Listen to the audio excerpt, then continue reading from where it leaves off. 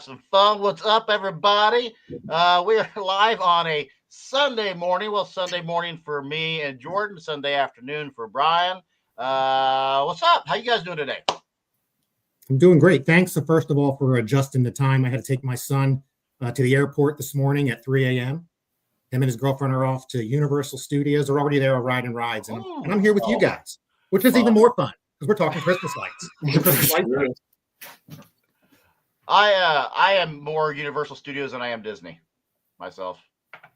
I think the rides are neater. What do you guys think? Never been to Universal Studios. Oh, okay. We're talking about Christmas light fights, an ABC show and a Disney show. We better. Yeah. Hey, you know what? I love Disney World. That's the great thing about having our own recap show is we're not paid by. We can say whatever we want. We can go willy nilly. So yeah, let's talk the Great Christmas Light Fight today. We're going to recap episodes 3 and 4, which were just spectacular. What did you guys think of these episodes chunked together? I thought I loved it. I thought it was awesome. Of course, Brian and I both, we love blow mold, so it was just like I thought they were amazing, and I was like, ooh, I bet they're gonna win before I kind of even the show started, and I was right on that one. Yeah, I'm with you, Jordan. I have the affinity towards the blow molds, and then as you know, I'm a light fight geek, and I do a lot of research once people announce each year, and I had both episode 3 and 4 pegged, and that's no disrespect to any of the other displays out there because I know a lot of the folks.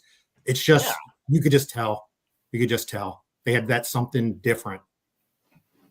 Yeah, anytime, and I started keeping track in episode 4 about how many times they say, "Hey, I've never seen this before." When they say that, that's a giant clue that you have something going on that they like. So, but see here we go live on Instagram. Boom, they were live on Instagram. So, we had I'm gonna murder how they say it. Is it Lascaux? LAA? Yeah, the Laxo family. Laxo. Then we had McCarty-Williams, the Hetherington, and the Kittle family. And my question with the Kittle family is: are we related to George? The 49er, George Kittle. Oh yeah, maybe. Yeah. See, Tanya was their judge. The Lascaux family. Say it again, Brian. How do you say it? Is it Laxo is how they said it. LAA. So I'm guessing the long A. So let me see. So we'll just kind of speed through things here a little bit more so than we did last week. So we decided to dress very classy. It's there. Okay, now it is muted. All right. I was gonna say it's muted on my end, but it wasn't. What's up, Rob? What's up, Braden? Braden's first one. Set up laptop. Yeah, brother, take that inside or put it inside the garage and run your Ethernet cord. You're gonna crush that computer. Blow molds are back. Yeah. Yes. All right. So this first family, they had that giant pixel wall. The glow, the sphere here was my favorite part. What did you guys think of this display? I'll go first. So a couple things, and I'll give a shout out to J.R. Matos, who's going to be one of your FAA sponsors and going to be on the show next week. He always picks on me for not trying pixels. And I just say they don't fit in my display because I'm a traditional style display. I'd like to get your opinion on this. To me, when I do my analysis of the shows and I keep my spreadsheet, I would classify this as a traditional display, not a light show display. Yeah. Although they have lots and lots of pixels. And I would say, JR, I think if I can get the space, I found ways to incorporate pixels, especially with that light wall. Well, I guess I should, that's me being a bad host. For folks who watch us later don't know who in the world you two are, can you tell them who you are and what we're doing here today? I'm sorry. Brian, you go first. Brian Michael out of Hatfield, Pennsylvania with the Michael Family Christmas Display. We were on the Great Christmas Light Fight last year, season 11, episode 6, and Tanya was our judge. And we got this bad boy right here as well as a consolation prize. And Jordan, young man, who are you? I'm Jordan Maywald. I live in Austin, Texas, and I put up the Maywald Christmas display here, and we were on season 7, episode 4 of the Great Christmas Light Fight, and we won. Trophies right there, and I am technically still the youngest winner in the show's history at 20 years old when I won it, so yeah. And real quick, while we're on trophies, give everybody a sneak peek. Let me take this out real quick before I forget, because I will forget. Real quick, it's going to cover over Brian's face, but let me announce real quick. JR's trophy. Boom. That is what everybody can win. I apologize, Brian. Sorry to cover you up there. This will be a wood-based trophy. Everything else will be custom-made metal. and that is what every single person can win. So I need light fighters as well to send in their video. No pressure, Jordan and Brian. Jordan, can you be the youngest and first Matos Design Trophy winner? No, because I don't have pixels. Hey, JR had lots and lots of blow molds in his display. Yes, I bought a few from him when he sold some of them years ago. Yep, I remember. Well played. So yeah, that trophy will be for anybody. That's just him and his team picking whoever they like best. There's no criteria for that whatsoever. And I do need everybody to send me in their videos because we have $7,000 in prizes this year between our two sponsors. So I digress. So I did like the cutouts. They're not cutouts, but I did like the. Well, he did say they were from, I guess, a previous display. He acquired them. That's what got him started. That's right. But I think, this display is a great example of an elegant display that's using new technology combined with old technology, like I just referred to. And it has something different. I do a backdrop of walls of LEDs with snowflakes on it. Mine's about 30, 40 foot long by 10 foot high, but it doesn't look like this. I can't write things in it. That is very impressive. There was something similar in season 1 in California where they had a big wall of lights made out of similar material, but it wasn't pixel based. I think that's really cool. I also think this is a great display that illustrates you don't have to cover your whole property and blanket it. You notice there's a lot of blank space. And typically Light Fight will say that's like your driveway, fill it in, but you can see it looks beautiful without it and it didn't take away. And I don't think that's anything that hurt them with not winning the episode. I think that gazebo's spot on. I think everything about that is awesome. I think they did a great job decorating that and the color pattern. I like it. And inside's pretty cool too. Yeah, they did a great use of space too. I mean, it's not a huge yard, and I mean, they did it very well. I mean, it wasn't like overloaded. It was just like perfect, like almost something you'd see in a Christmas card. And I will point out that they have a metal roof, which is cool because they put the snowflakes on it, and it gives it a cool effect. They kind of shine off, so you can kind of see it right there, how they kind of glow even more off of there. So it's really cool. So yeah, I like the snowflakes too, Jordan. There's a lot of them. You talk about putting them on with magnets because they have the metal roof. Using mag mounts. And it reminds me of Ricky Cloutier's display, who won in season 10. He had a lot of snowflakes on a metal roof. Yeah, when they said magnets, I'm like, okay, well, it's not aluminum. I was curious what kind of metal that they use there, but if they can use magnets, and more power to them. What about that sphere, Charlie? I mean, that thing looks like it's made engineered, spec, accurate, but it's made out of PVC. I mean, it is perfectly round.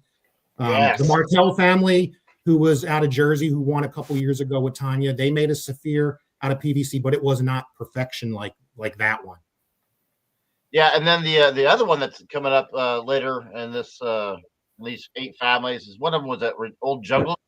I thought it was another sphere, but no, the jungle repurposes. That's smart. I like their outfits too. Elegant, classy. And I even said in the watch party to Yvonne, if she was watching, she still, out of all these 8 families, she still has the best costume of the year so far. Yeah, Yvonne does so far. Yeah. How about this? And what a way to leave the display. I didn't get to do anything fancy with that. Yeah, that was spot on. Yeah. And in the recap episode, in the watch party, I was saying that reminded me, we were in Santa Claus, Indiana a few years back. They have the Santa Claus land there, and that's what they do at night. They take golf carts, they all decorate them, and they just drive around the resort. Like, that's neat. That's what that reminded me of. Pretty cool. Overall, I didn't mind them. Looks like Lulu's tuning in. What's up, Lulu?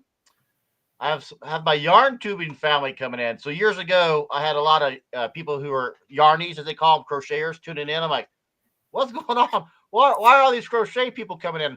Well, they were looking for Christmas in July on the yarn side, but Google is taking them over to me. I'm like, oh, welcome aboard, ladies. Come on in. Charlie, what I think is they want to crochet an HO3 hat. Oh, all this back here is for my yarn tubing folks. My Squid Games and my stuff. Ho hat. Jordan, we need to get you a ho hat. I know. I was gonna say that the other day and I forgot. No, shoot me your address and I'll mail you one out tomorrow. Sweet. You just built this for 4 years. Boom. So up next we have, I appreciate that about you, young lady. Doing great. Love popping in to see what you're all doing. Boom. Well, great timing, because with us today we have the 2 former champions, this guy and this guy. That was a great Christmas light fight. So up next we have a fan favorite, the McCarty-Williams family. I think they just kind of came in and stole everybody's everything. What do you guys think about them before we show what they look like? Go ahead, Jordan. I thought it was it was great. Honestly, it was awesome. I think so, well done. So yeah, I think this is an example of. So quick background. I know Michael a little bit. We're Facebook friends and we messaged each other the last year. As a matter of fact, I am going there sometime this week. I got to pick the weather. It's supposed to rain here almost all week again, Jordan. You're sending. Yeah, you can have it all. You can have it all. Yeah. So it looks like Tuesday might be the day, and I want to reach out. I want to take this with me and hopefully get a photo up with both their display. But anyway, I think you've seen animatronic hamburger display pieces or other manufacturers on the show before. Get Ben Sumner out of Oklahoma, who won a couple years ago with Carter, and Sammy Nahas, who I talked about on one of your broadcasts, who I have some of his pieces, who passed away. He was on the show. It was just different how these guys themed it, and they did what I've been kind of giving as tips to people that want to be on the light fight or just create a unique display that people remember. Even though they focus on one kind of element, if you look at their display, it has a little bit of everything. The theme fits. They have the blow molds, the wireframe, the trees, the animatronics, and it was all different. And like you said, it was something Tanya really, she might have seen before, but not in this way. And she's even said it. I've never seen this before. And a lot of DIY, obviously. The tree house was a great idea. I'm like, that's so cool. I mean, I think it was like one of those tower Christmas tree things, and they orchestrated it to do that. But I'm like, there's so many ideas that so many people have not thought about there. It's like there's been so many things on the light fight. I'm like, but you can just think of something else that hasn't. I mean, like something like that. It's just something cool, Yeah, and I think like Charlie said before, that's one reason, just to watch the show is just the things you can, like somebody asked me before, what's my favorite display that's ever been on besides mine and Jordan's? It really wasn't a specific display. It's like, wow, why didn't I think of how they did that? And that's where you get great ideas from fellow decorators out there, and that's why I like watching the show. And that's how you win. You have something different. Just saying. Yeah. Yeah, Rob's got a question for you guys. Where do you guys get your blow molds from? Usually Facebook Marketplace was the biggest thing. I put it I don't even know how many in the yard, a lot. I also have a huge choir, like the Polaron ones, like huge ones those are hard to store. But I actually sold a bunch of blow molds that I had this year because there's just too many that I don't even put out and they just take up too much room. But yeah, Facebook Marketplace was, I want to say 90% of the time I got them from there. Yeah, and I used to get mine from yard sales and flea markets, and then eBay for a while. But as you know, that market's really gone crazy and pricing's very hard. So even finding them at yard sales is getting harder and harder. Oh yeah. And the funny thing now is you go in antique stores, which was another spot that I turned some people on to before. Now you have antique stores with brand new blow molds in them trying to sell them as antique. So just be careful. A blow mold's only worth what you're willing to pay for it. Even though a lot of them have value, just remember it's whatever you want to pay for it. And just be happy if you acquire it, enjoy it. So their turn-on mechanism, wasn't that one of those older blow molds and they could just cut it and then made it fit into like that other part of the socket on it? I think that's what it was. I wasn't sure, but it was the red one. It's a general foam blow mold. Yeah, that's what I thought. It looks like they refabricated a little bit to make it fit into that base they made, so it looked like old. Oh, that's right. Because as you know, they come mold it and they didn't cut it. I guess they didn't want to damage it. But I thought it was really cool how Michael said, "This isn't as nice as your bulb, but here you go." Yes, that was a great touch. Yeah, even on the watch party, I'm like, that's great because it's giving her a mental subliminal message. Hey, you're going to be handing me this here in a few months. So, yeah. So, and Jordan, you can relate, and I can relate. I didn't have it as bad as that, man. There's the rain. I mean, if you look, when they show later at the end of their episode when Tanya's leaving, it was pouring. It looks like a river. Yeah. Yeah, and she even says to him, "Hey, time to get out of the rain, guys," as she's leaving. Hey, we didn't get umbrellas, though. They're lucky.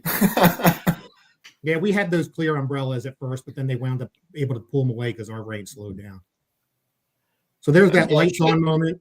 They didn't really show they do it. I'm guessing they're probably Wi-Fi or, Wi-Fi timers or who knows, or somebody's flipping breakers, but just the magic of the start device.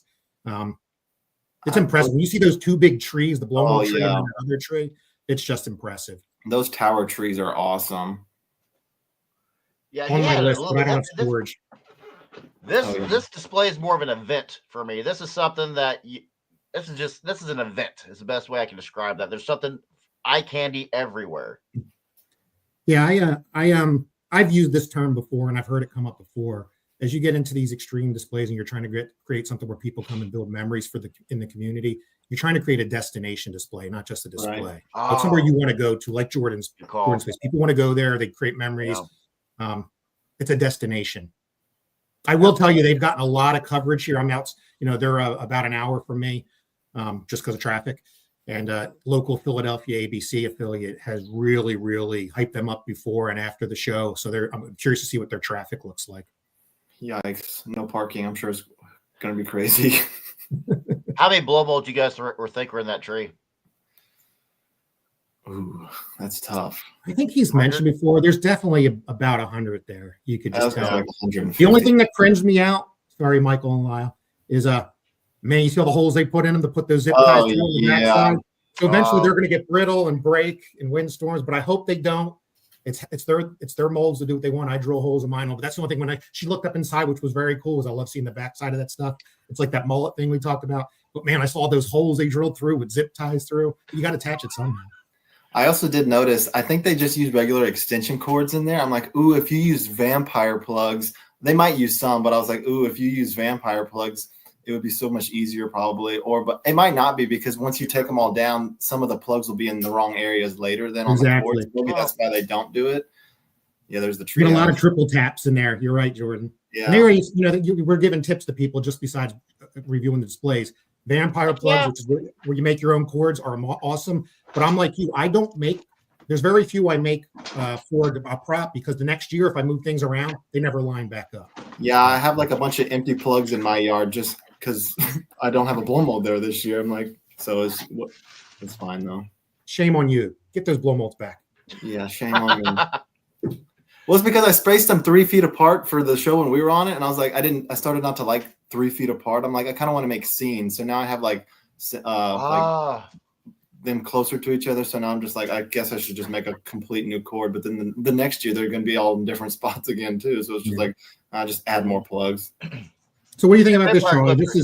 This is you guys talked about. Jordan talked about the tree. I mean, it's so cool to see how you do it behind the scenes. I always wondered with the wind. They have a lot of tall elements in their display, and we've had a lot of wind just like everybody else. And when you do big displays like this, you learn how to secure stuff, but you're never going to beat Mother Nature. Wants to beat you. But it's pretty neat how they did that. And like you said, Jordan, that probably was a big panel commercial tree that they took apart. They even talk about it and reformed it to fit that custom display. So that's really cool. So they had me for the treehouse, which is awesome. And you're getting ready to see here in a second, she's going to go through a secret passageway. I'm a freaking sucker for secret passageway. I spend about 30 minutes to an hour each week researching property with caves for sale, because eventually we will move from here. I want to own a show cave. That's my long-term goal. But secret passageway, caves are nothing but God's secret passageways. So they had me on this one. So I do wonder with that tree, even though it's obviously they've been putting it up a couple years. I mean, that thing has a wind sail. I don't know how that actual panel tree thing is attached to the ground, besides the sheer weight and width of it. Interesting. I don't see tie downs and straps on this, so I don't know how they do it. I'm hoping to go in that tree when I go there this week. I don't want to burn them too much because I'll be busy with visitors, but I do hope they'll let me peek inside the tree. I think with those trees, as like some places when they sell them, they say get like 2 of those drum barrels and fill them up with water and tie them down. So they might do that, but maybe for the show they just didn't. So Tanya could go in there, and then they could also get maybe the camera in there. But I was like, you have to tie that down. You wouldn't want to risk. I mean, that's tens of thousands of dollars worth of blow molds right there. If those fall over, it's done. So. Yeah, the little peppermints were perfectly placed on the roof, but they didn't even mention those. There's a lot here they didn't even get. Even their snowflakes. Look at their snowflakes and those blow mold peppermints that came out through Walmart last year. I mean, they really collected them up. But I mean, look at these animatronics. Like they're not even. That's not how those were designed. Those Keebler L's were more for bakery scenes, and it's a train conductor now. He's so talented with the costuming. He says he sews all the own costumes, repaints the faces. Hamburger's known for the eyes. And he does the eyes just like they were original. It's very, very incredible. It's also funny to mention because I know y'all were talking about it. I don't know, last week or something, about the length of each person's segment. I did notice this one was much longer than, like, say the first one or maybe even the third or the fourth one, and that's why I was like, oh, they have to win because it's at least 10 minutes long. So I did catch on to that. Yeah, I need to go back and do that. We next talked week. about that, and as you know, it's typically, I would say, 9 to 12 minutes. There are sometimes that some feel longer than others. I'm going to go back and time it just because I'm curious now. Yeah, I'm gonna do that next week. I'm out for the watch party. I'm gonna time that. This was incredible with the zip ties on that. I don't know what that is, but that's the Cheshire Cat from Alice in Wonderland. Oh yeah, the zip ties with the fur. That was incredible. Yeah. You know what would have been even more cool if he made the eyes go back and forth. Oh yeah, that would be cool if he made the eyes like Felix the cat. Yeah, go like this. And then they said they changed these every year to a different scene. I'm just like, yeah, how much work is that? I mean, it's hard work enough alone doing it the same way, but coming up with a new design every year, I'm like, yeah, I'm looking forward. Look at the river coming down there, but I'm looking forward when I meet them this week. I'm looking forward to finding out, do they tow these away each year, or where do they? I'm going to ask the stupid question that I always get. You know, you get to all those questions: how much your electric bill? But I really do want to know, where do you store this? Do they cart these buildings away? Do they put them behind their house? Do they stay where they are?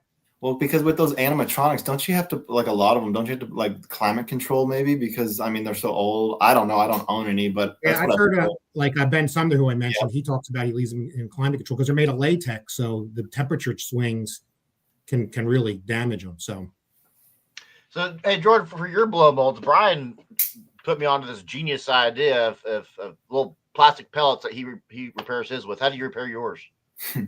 I don't. I just throw them in the trash. Okay. No, I've tried it before with, like, a milk jug, and I just get so angry at it. But, like, for instance, my, like, big Polaron carolers, they get very brittle around, like, the cuffs on their hands. And the neck. Oh, pulling their heads off is the worst. It's like I try. I don't touch the heads anymore. I used to have 8, I'm down to 4. I got to start reacquiring some, but I use E6000. It's a clear, like, epoxy or something. So when I notice they're getting kind of brittle there, I just put some there before they even break, just to try to protect it. It says it doesn't yellow, but I've had some areas yellow from the E6000. But I mean, I'd rather have it yellow than a giant hole in, like, the cuff on one of those things. Yeah. The other tip you can do, especially if you're not viewing close up, clear caulk. If you start getting something brittle, literally just coat it on there. And it'll at least save it. I did with the necks on them, because it's like the head fits literally so tight. You almost have to heat it up to get it off, and you just got to work it out because there's like a ring around the neck that sits in it. A few of mine were busted, so I did go to Home Depot, and they had this, like, I don't know what it was. It was like this. I mean, you put it in like a shower, I guess, and it was this thicker, like, plastic, and I cut rings out of them. And then I glued it on top of where the neck would go, and it fits in there perfect. So it's like, if it does crack, it can be fixed. I found the way to do that. If anyone wants to know, I mean, I can send a picture of how I did it. And because I was like, ooh, once that neck breaks, the head's just going to sit right basically like this, where the neck just no neck. Yeah. So Charlie, we got any people asking questions or comments in there? Yeah. When do you guys think that the two fellows started their display? July is what I know. Daniel starts his well in July. Daniel's still, I think, finally up and running. Daniel Allison. Yeah. They actually say, well, no, they don't say in their episode, but on their Facebook page, which is Frostland Village, if you want to look it up, just search Frostland Village in Pittman, New Jersey. They start on Halloween. And then I thought it was funny. Not Michael, but Lyle. He says, no, Michael goes, maybe we should do Halloween. And Lyle goes, no. I mean, that's got to be just decorating all this stuff. That has to be a year-round commitment, unless he's just super efficient. I mean, for me, it'd take me a month just to do this little setup. Exactly. Here. Yeah. I know they're in some of the Christmas animation groups, and I would say there's 5 to 10 people that have a lot of the big collections of these David Hamburger displays, and they're all friends. I've purchased a couple, acquired some, as I said, through them, but I've never been able to find this level of displays, and they're so cool. They're so cool. And I figure this is kind of like, go ahead, Jordan. No, I had nothing. I was just agreeing. I always figure this is a little bit like the old American Picker show where there's just a couple guys driving around like, hey, let's go knock on that farmer's door, and then here are 1,400 blow molds, new and Yeah. Yeah. Somebody in this country's got to have just a stockpile. I don't know. Well, I'll go off on a tangent here. They're and I'll keep it short.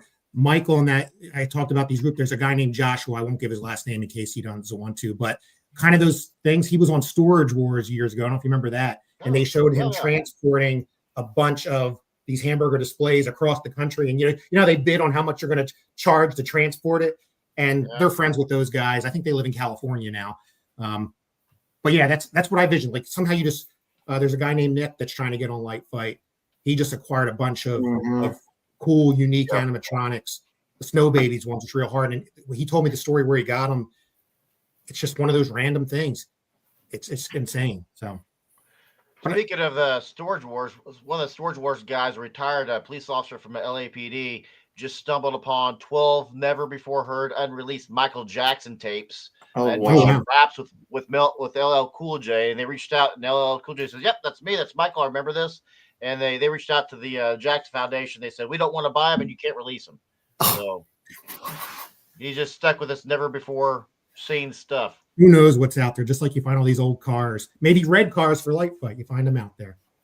Yes, we got the Harrington family here up next, and to be honest, poor Harringtons, we all said in the watch party I had, nope, this is over. I don't care what comes next, it's over. Yeah. But we still had two good families. But you would say this is back to the format that Light Fight's been doing with the four families. This is the Light Fight that's featured. It's to me, it looks like obviously it's a Light-O-Rama display, AC display versus a Pixel. Yes, agreed. I heard, I researched these guys. I heard they couldn't do their display this year because they had a lot of damage to their props somehow on their property. It looks like they live on a farm. Maybe varmints, critters got into them. But that's unfortunate that you couldn't actually put your display up on the year it airs on TV. So, true. But this is you're talking about Jordan. I know you could talk about this. Maybe you had to do it when Carter went in your lighthouse. But I know when we had Tanya here, so I have I had the big giant Merry Christmas on my roof, and I didn't know what Light Fight wanted to film. So I'm thinking, hey, maybe they'll want to get up on the roof and take weird angles or whatever. Yeah. And you've seen Tanya and Carter like look out windows or get up on stuff. So I said, hey, I want to maybe you want to get on the roof. You should see the things they had me fill out with the lawyer and submit and the pictures. And all I had was 3 ladders. I had to take pictures of 3 ladders leaning up the back of my roof. And eventually I just said, I did it all, but we just said, nah, forget it. I couldn't imagine what they had to do for this and some of the other stuff we saw. But when Carter went in our lighthouse, they were debating on if he should wear a hard hat or not. And I was just like, we're going up a ladder. Like, so no, he didn't. Yeah, he was just dressed normal. We didn't put any safety, anything on. We were like 10 foot off the ground anyways. But the fireworks, because we had the fireworks to start the show, that was what was kind of tricky because we had to get with the fire marshal and all this, that, and the other. So that was kind of tricky. And yeah, with the fireworks, we had to shoot them off, I think, 5 times the day before and then like 3 times when Carter was here because you do so many takes. And they literally had the drone in the fireworks. I was like, what? Speaking of drones, you guys are following the news, right? I saw these drones. Oh, yeah. It's freaky. So anyway, I won't digress. We can talk about that in a whole episode. But these they're going across the country are pretty weird. Y'all can keep those drones over there. So I started flying drones just because I get hired a lot to do. All these Chinese light companies will hire me to do their product videos for their Amazon pages or the website. So I'm like, I need to up my game for my drone. So I got to look at all the rules and regulations. If you shoot a drone out of the sky, it's exactly the same exact charge as shooting a plane out of the sky. I'm like, that's a little extreme, but okay. But yeah, I hear about 2 weeks ago, because I'm in Kansas, all the farmers in Kansas are complaining about these humongous drones flying over the property. So that actually happened. It was on the news here a couple of weeks before it made national news. So you are seeing it in the middle of the country. Wow. Oh, yeah. They just want to see Christmas lights. They just want to see Christmas lights. Well, I guess they heard about your display, Charlie, and they flew over Kansas. Yeah, absolutely. Yeah, it's definitely the Light Fight trying to find. They'll do anything to get their show going. They're just looking for contestants. I love the safety gear that's all decked out for Tanya. She looks cool. And it's pouring down. And as soon as I saw these lights go so fast, that has to be LOR. Yeah. Because I That use a grid is Prism awesome. I know software. Daniel does his blanket of snow, but there's some, especially Yeah. at the end of their segment when it really is flashing. An LOR show, AC show versus Pixel is still impressive if you can program it. Yes. I don't like too blinky flashy. There's times to do it in the music, but I that's one thing with light shows that's tough as advice to people trying to be in light fight. Know your song, program your song the right way, whether it's Pixel or AC. Blinky flashy is good in certain parts, but if it starts going seizure-like, I think you got to be careful. I think sometimes that can be overused. I think this is just a song choice that they had that Mhm. Light Fight didn't play their song. I think it's funny that lift, they were probably, what, 10, 12 feet off the ground, and that lift can go like 30 feet up in the air. So I guess it's something with their insurance that they couldn't go higher because, I mean, that thing can go way up there. Yeah, I would bet I agree, Jordan. They probably said you can go up in it, but only halfway or whatever. Yeah. Oh, yeah. That's still a neat way to turn the show on. She's going to remember, hey, I was up in the air for one. So yeah. So Charlie, you mentioned, and I'll talk about it. You're right. A lot of people don't know this that do light shows. When the judge comes to the show, if you have a light show, you actually pick whatever song you want and you play it. The risk is if it's not approved, when they air it, they'll dub over it with something that kind of matches it up. And the average viewer can't tell it's not matching, but light show people can, or so forth. yeah. I think the other thing that's funny too, if you're watching the reruns of Light Fight on Pluto and Sling and they were on Buzzer, they went back and re-edited all the shows. So all the shows that, like, for example, the Mirandas out of Oklahoma, they had Sia and Carter, Sia doing the Candy Cane Lane. All that music's gone, even all the way back to season 3 when what was that light show with Tanya? They played the Disney themes. All of it's edited out. They must lose the rights after time, would be my guess. So just know that. Yeah, yeah. And I want to know. I want their cameras. I'm so jealous every time I watch the live fight. I want their cameras. LEDs are so hard to film. I did notice, like, the cameras. Yeah, if you get like LEDs from Walmart and you take a picture, it looks like half of them are out. If you get commercial grade lights, my experience is they don't look like they're out. So I'm like, I have one section in my display. It's the tunnel. It's Walmart lights. And every single time I take a picture of it, it looks like half of it's out. But then when I go take a picture of something else with commercial grade lights, they're not out. So I'm like, yeah, I'm switching to commercial. Most of the Walmart ones, Jordan, are only half rectified. Yeah. So I'm not techie, but it has to do with the sine wave. So the commercial ones are fully rectified, so you don't get the flicker. And they do have these new ones. They're coming out with the LEDs, but they're filament LEDs. So they're LED bulbs. They're supposed to capture on film, like incandescent. Hallmark movies are switching over to a lot of these lights. What about the Ferris wheel there? It was huge. That's interesting. It's 50-foot tall, he said.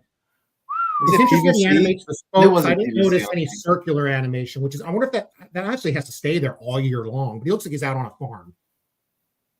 Man. It's so funny. All these people from Texas, and I know none of them. I've never heard of them. I think there was like 2 last week, or this past week, and I'm like, I've never heard of them in my life.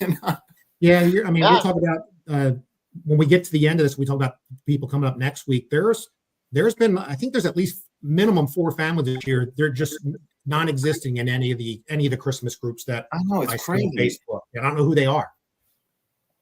Well, Jordan, I was telling, I don't know if I told you and Brian or just Brian, but my cousin has a 2-mile drive-through display 30 minutes from town. I had no idea he even did it. We had a death in the family recently. Went to the funeral. Like, yeah, I got to start hanging lights. I'm like, what are you hanging lights so early for? I thought I was the one that did that. What are you hanging lights for? I'm like, I have a whole YouTube show about it. Yeah, I do. What's up, cousin? Let's figure this out.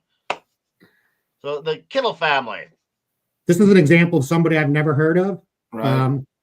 Couldn't find them, but this is definitely an interesting display. There's been a lot of repurposed displays throughout the year, especially water bottles. Even the Harbeck family that did the light show a couple years ago, they did the angel wings out of water bottles. I think this goes to the next extreme with trash to treasure type stuff. I like that right there was my favorite prop, kind of a dandelion looking thing. I like that. I thought that had a neat effect. And how he made it where it actually sways in the wind with the PVC over it, so it's not tight. So it does. Yeah, that was pretty clever too. Just a different way. We've seen 3 different ways to make these flowers. You have Evelyn Quintero's flowers. Then you had the Richards family. No, was it? I'm trying to remember who the other one was last week. Oh, the Hughes family from last week. They did their flowers out of cups, and now these guys are making flowers out of bottles. Interesting, and they all look great. do your DIY. DIY is definitely recognized by both Carter and Tanya. Yeah, on this one, the one she said I did find my notes. I'm like, I don't have my notes for episode 3, but I just found them. So on this, she said she's never seen anything but like that before. She was talking about the wreath. So she did say that one time with this family. Speaking of the wreath. So what was their turn on? We're going to get to see it in time. Yeah. I forget how they turned on. No, That's right. Up there a little bit.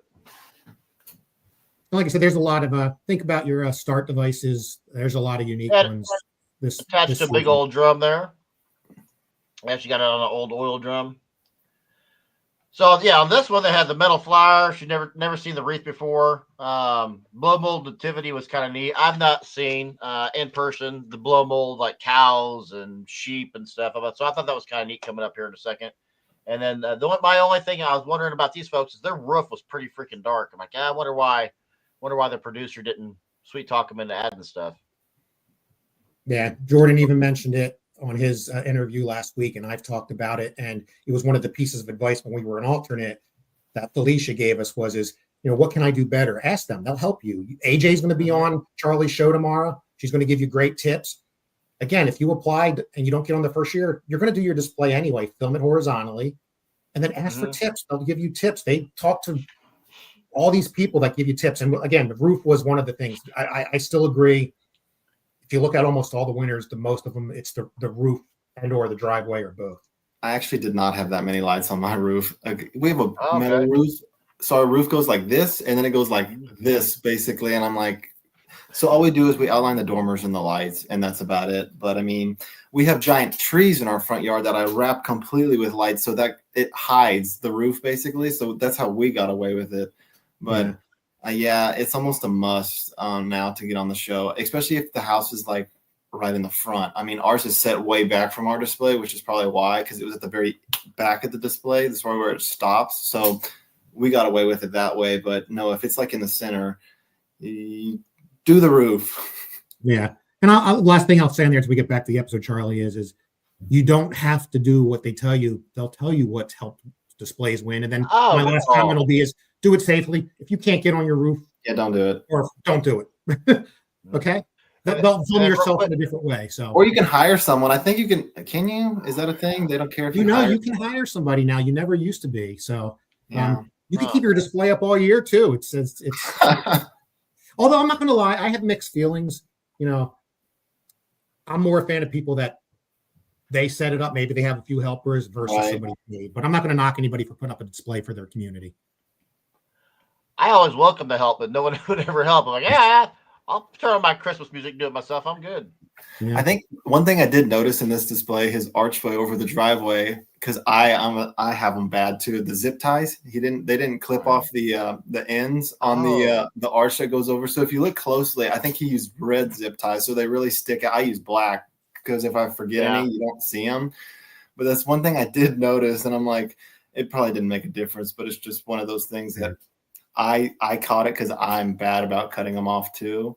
Well, I have a saying, and I've given this advice before. Maybe for your average viewer, especially if your props are set back, you don't have to cut stuff or cut bags off the lights, Daniel doesn't cut that. I have a saying though. You have a judge coming and they're looking at this stuff and they've looked at a lot of displays. Just because you can't see it from the street doesn't mean it doesn't have to be neat. So I'm a fan of cutting things back, cutting all the labels off, hiding the wires as best you can. You can't always hide them all. I've never gone to the extreme of burying wires, but yeah. This was another prop. So the milk jug thing, and I think I mentioned this before. This is not the first time this was done, but it hasn't been used a lot. It's a great idea for DIY. The Wilhelm family, who's active in the community and goes to a lot of the minis, they did the milk jug thing. They did the same thing. They reached out to the local dairy, and I think he asked for 300 clean milk jugs, and they gave them to him. And they repurposed them into these luminaries. Very cool. Yeah, luminaries. That's the word I was trying to think of the watch party. Someone had to put it in there and remind me what it was. But yeah, my mother-in-law lived in the Southwest for a long time. Lived on the Indian reservation as a nurse, and she had those in her yard all the time. Yeah, and where we live here in the Northeast, especially with us being close to Bethlehem, PA, and all. It's real popular, especially on Christmas Eve, to do the whole neighborhoods do the luminaries with real candles. So Yes. Gene Byers in there. Hi, Gene Byers. Gene, Brian says hi to you. You have your earphones on? Well, she's behind me doing some work in her portion of the office, so she's not paying Nice. attention. Shared offices. You're such a great couple. Even share offices, share whiskey, you guys, and slushies. There she is. Yes, slushies. Yeah, today we're to make ourselves a vanilla ice cream with rum chata slushie. Nice. Get the holiday flavors in.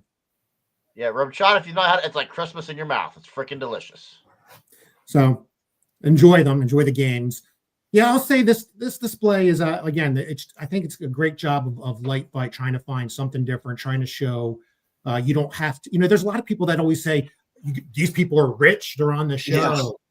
Yes. They must be rich. They forget that you just started collecting this stuff for me almost 30 years, and I make a lot of stuff. I got stuff at yards because I've gotten stuff out of the trash. This is an example of taking stuff and creating it from things you find in the trash on your properties, things you're going to get rid of. You don't have to be rich to be on Lightbait. You have to be creative. You have to be passionate.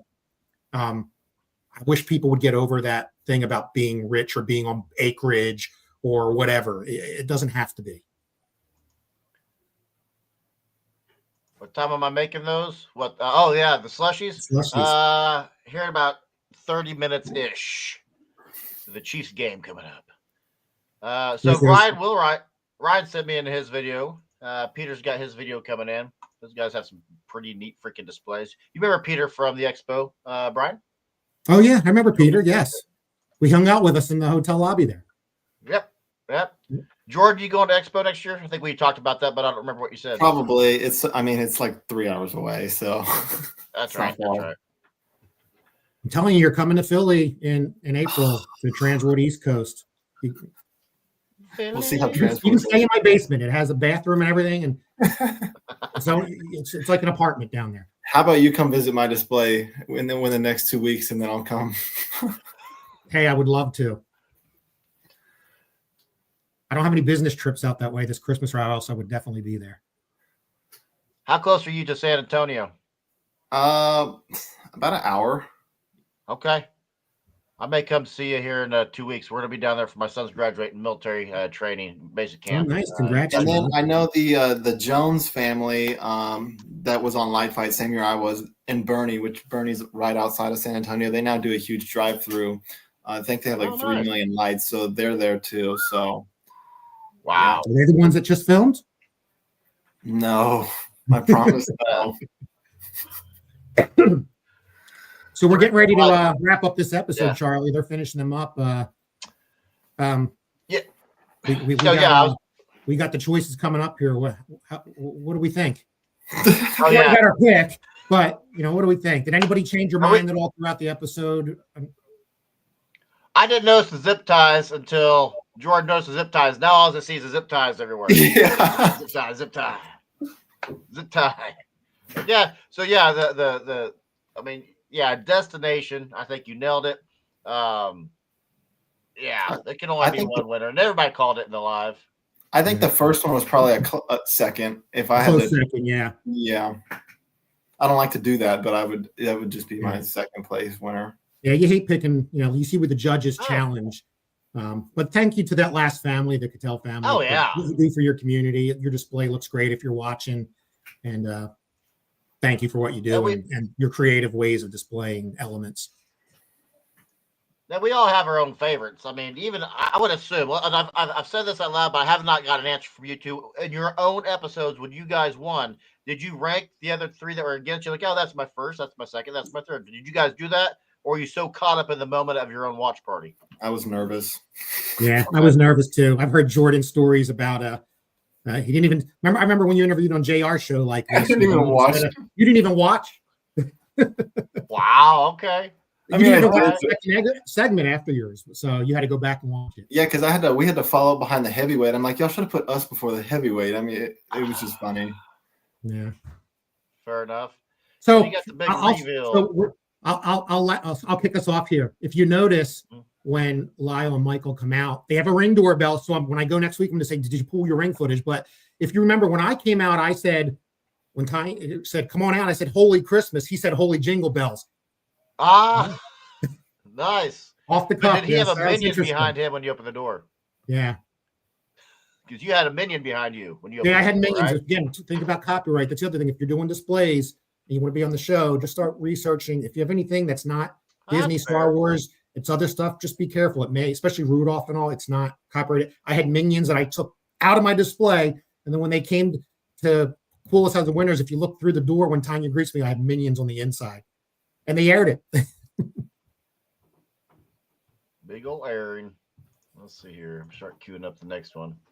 Jordan, so at your watch party, if you can remember back when they got to this part in the recap and stuff, were you sitting there like me? I had my trophy still hidden in the closet. I had it unpacked so I can go get it and bring it out and finally show everybody after 380 days.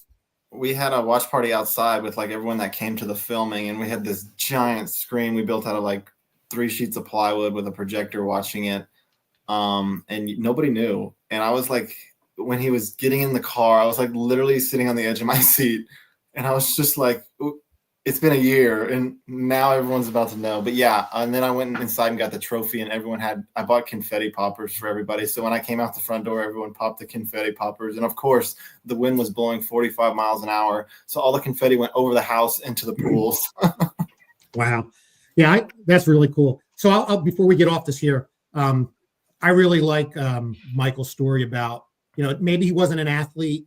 Maybe he didn't have other talents. And I like how he sums up his display and win, that he's finally found an outlet, and he does it very emotionally, that he can show his talents, and that it, maybe if you're on a singing competition where you get a minute, that, he talks about something he does takes all year and a lot of time, and you finally get recognition for it. I like that. You saw it made Tanya cry, and that just leads me to one other comment I'll make. Just like when they were filming originally before they found out they won, you don't know what happened behind the scenes. There's a lot of emotional moments on the show, and besides your lights, that's something else that helps make you become a winner on the show. And it may not make the air. It may not make, just like the Jules Cornetti family last week with the Heart Association stuff in Texas. Yeah. Their story, I don't think fully got translated. They talked about it. I heard they talked about it with Tanya, but it didn't make air. Yeah, you never know what, ultimately it's a television show. They want to make stuff that's going to do well for them. They want to, I'm sure, protect the family story as much as they can, but ultimately it's up for them. So, so you're going to have stuff that's left on the cutting room floor. All right, I'm going to change. I brought all my hats. I'm going to put the light fight hat on for episode 2. Boom. Do it. So up next, we got See, Jordan's got his, I know. I got mine from AJ. She gave it to me. I was going to say, you want to tell your story? Talk about Trans World? Well, maybe you want to come to Trans World? Do what? Yeah, you I was get telling Jordan tell a story. You might. We keep pitching you folks, come to these events, come to Trans World, come to Expo. Jordan's leaving Trans World. Not only did he get to hang out with me and my wife Kim and AJ, you're pretty cool, AJ. AJ he left with a real light fight hat. It might have her hat. Might have some sweat rings inside of it, but they're AJ sweat rings. Yeah, this is the real one right here. It was AJ. She gave it to me as I was walking out the door. Yeah, nice. Well and played. David Peace got one too, right? Yeah, I'm guessing you got Brady's. Yeah, he got Brady's. Yeah. And JR, don't worry, I got you taken care of. I just got to get the rest of them made. So we'll talk about it. Nice. I don't know. So There's some copyright stuff there. Yeah. Yeah. Right, so we yeah, we were on the Richards family, episode 4. We got the Richards first. In Missouri, right? I think so. Yeah. Now I'm just looking for zip ties on everything. There were some. Yeah. Let's see. So they Richards family, they got gingerbread house. They have 350,000 lights. I thought the pathways, as you walk across, I thought the pathways are clean. The beach is pretty cool. And then he said he's never seen the trampoline before. And I talk about I said it out loud at the watch party. I'm like, oh, that's a burn. When he said people come all the way here, he goes, we have thousands of families and people that come through. He goes, for a little trampoline, I'm like, oh, that's a burn. I don't think he meant it, but it was. For what it's worth, I'll tell you, the Richards family, they're the 4th family to be featured in Missouri. So I was going to say there hadn't been many. It's not many. Yeah, they have a lot of. So this is another one of those I classify as an elegant display, not any really much flashing. They have a lot of unique elements, but to me, I love them. we all talk about how to keep people out of your display. It looks like they're trying to figure out how to get people into the display, and maybe to an extent that most wouldn't be comfortable with. And we're not getting there yet, but the one that really, besides the trampoline, is when they get to that jungle gym, which is kind of cool. You kind of climb in it like an igloo. Here's my only concern. It's a metal jungle gym with electrical Christmas lights hanging on it. If you ever get a wire nip, I'd be a little cautious. So anyway, this is interesting though. Never seen this done before. Yeah, jumping the triple, like, it's going to get unplugged. What are you guys doing? But I'm sure they have it to where it's not. But then they took a left turn at Albuquerque here in a second when they go through the second secret passageway of the evening. Looked like it was raining there too. The lights were wet. Yeah, look at that. I mean, if they really let kids Jungle gym. hang on that, I'd just be cautious. But it's really cool. It's cool how they repurposed stuff in the yard to look like an igloo. I think that's really neat. There's the river lights. Remember we were talking about in the first episode how they did it, and dripping tubes. They didn't cover those lights, but we were right on, I think, with those tubes, those light tubes. Yeah, dripping tubes. Mm-hmm. Yeah, I've had dripping tubes for 15 years, commercial grade, out of a place out of Kansas City, and I had one go out finally last year. So that's the huge difference between commercial grade and retail. They last forever. Yeah, I acquired some of them, and I've never put them in my display. I think they kind of ran their course. Yeah, there we go. Quack Shack. The Quack Shack. Yeah, I'm not quit walking on my lights, ducks. Get out of there. I'm guessing their wings are clipped. I don't know.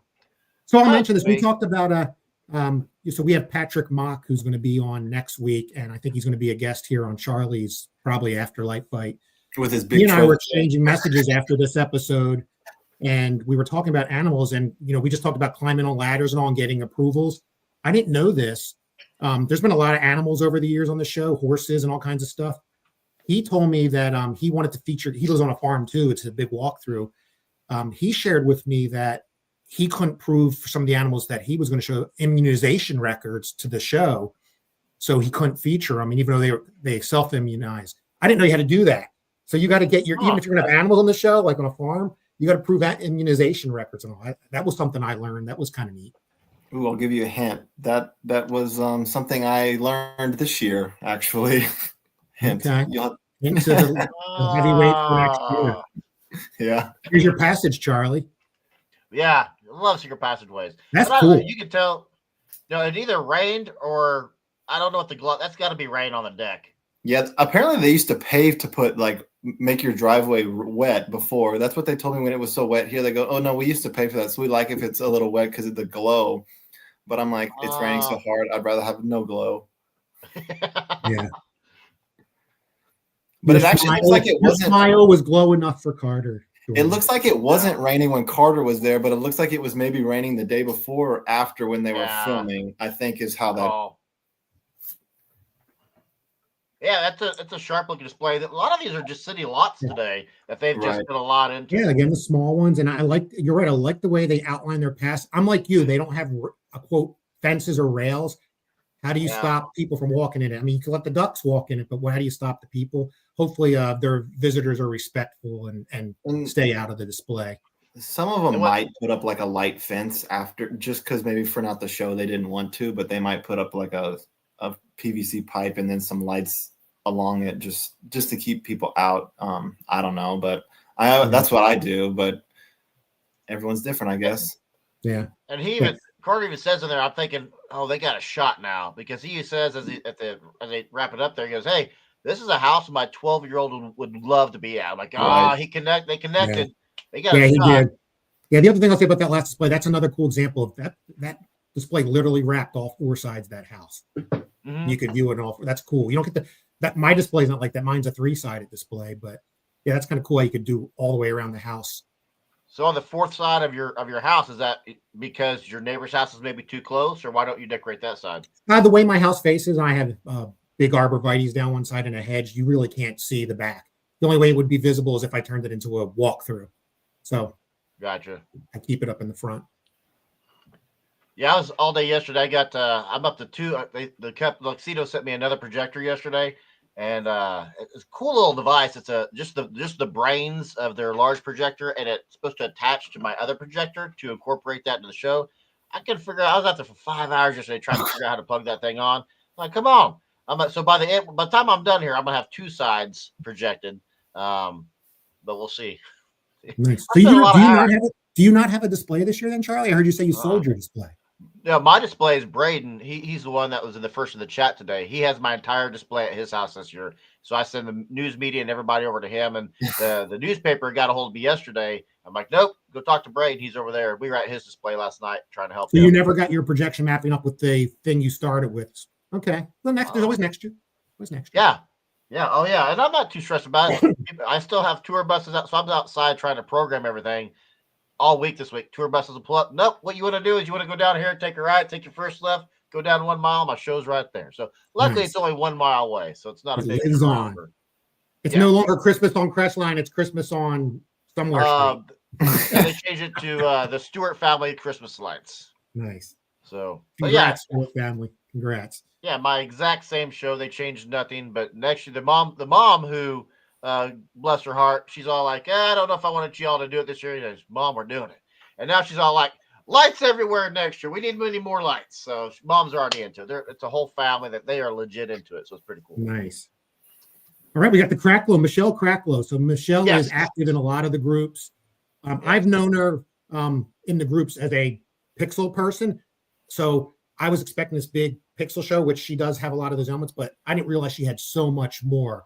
And she does it really cool. Like she'll talk about her startup device. I thought it was funny. She had a big old utility tub sink, and she goes, "It's everything plus the sink." Yeah. I loved it. Yes, I loved it. Yeah, there it is. Let's jump to that here a little bit. And she also had the decorator husband. You know, some people have work husbands and work wives. I think her husband's in the military or something, is what I understood. Yeah, but she has a decorator husband who helps her decorate. I love it. Yeah, she's all about girl power in this. Yeah, I thought the startup was neat. I didn't mind the startup at all. I thought that was a neat little device. It's even pink. She must have painted it. Mm-hmm. And yeah, and it lights up like a fuse, like we've seen before in episode 1 or 2 this year. Yeah, the Foley family did the fuse that expanded out. Yeah, that was the neat. Gingerbread, the Hazard family that did the big gingerbread house last year too in season 1. He had the licorice rope go up, so that's real popular. He turns. That's cool. They turn it on. You see the water come out of the faucet, then it pours out, and then look. I mean, it's just the way it works up the house. Really cool. Yeah, I like the DMX. I'm a sucker for DMX. Yeah, and she got the moving heads on the roof and on the ground. Yeah. Yeah, that's a light show right there. My goodness. Yeah, they had the fog pumped up to the roof too, where it was coming off of the roof too. I was like, that's pretty cool. Yeah, I never saw anybody do that. I think they said they pump it about 75 feet so you could see the beams, the moving heads better. Yeah. Tom Bet George did that on his. He pumped up because he did a laser show this year. Took away his fireworks and he did lasers. But it helps the lasers be seen more aptly. Yeah. Yeah, and that's one thing, I'll talk about since we have light show elements here. Those moving heads, they're getting, I don't have X lights. I have Lightorama, and I know you can program this stuff, but moving heads are really complicated. When they were introduced into shows a couple years ago, it was really hard to program, and it still is. So you got to give props to folks out there like the Burton family and Kyle Bostic and all those guys who teach these things at the Mini to program this. These people in Light Fight need to be recognized for how hard it is to do a light show, especially a pixel light show where you're programming elements like that. So they get knocked a lot by people that want traditional displays, but there's a lot of passion and work that goes into a light show element. How do y'all get to know one another? Is the question. Trade shows.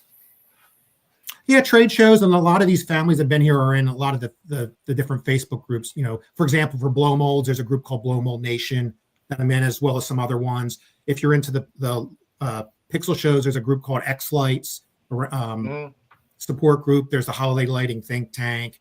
There's all kinds of different groups out there. Griswolders Christmas Decorating Club. Just get them. You'll meet them all in there, and they'll share ideas. You'll see their displays grow over the years.